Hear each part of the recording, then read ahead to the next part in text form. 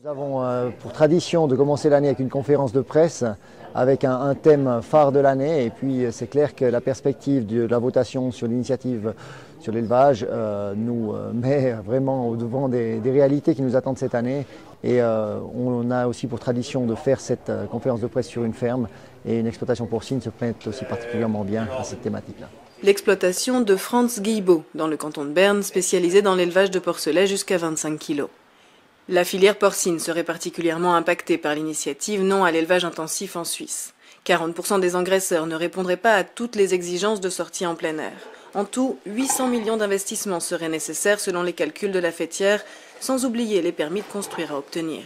Alors il y a beaucoup qui vont arrêter, et notre peur de la côté des producteurs, c'est qu'on diminue la production plus vite que la diminution de consommation.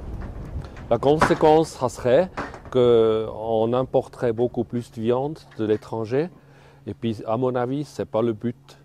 Il faut produire 90% de la viande qu'on mange en Suisse.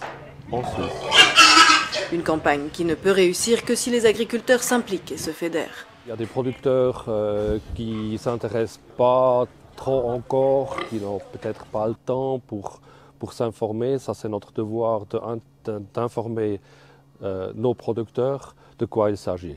Deuxième pas, c'est de pouvoir inclure les autres paysans qui n'ont pas de porc, qui n'ont pas de poulet, parce qu'eux, ils ne sont pas touchés première phase, mais ils sont touchés secondaire phase. Ce n'est pas simplement la production animale qui est mise au défi de cette nouvelle initiative, c'est l'ensemble de l'agriculture.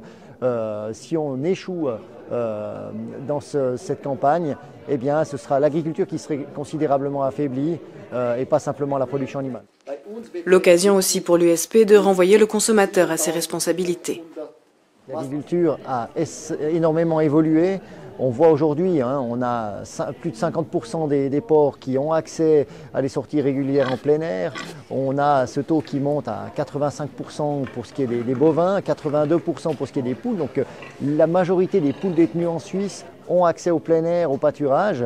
Et c'est souvent dans les exploitations les plus grandes que ces prestations en faveur du bien-être animal sont fournies. Donc on voit qu'aujourd'hui, l'agriculture a pris ses engagements, elle est prête encore à les prendre davantage, mais il faut aussi que ça réponde au niveau du marché.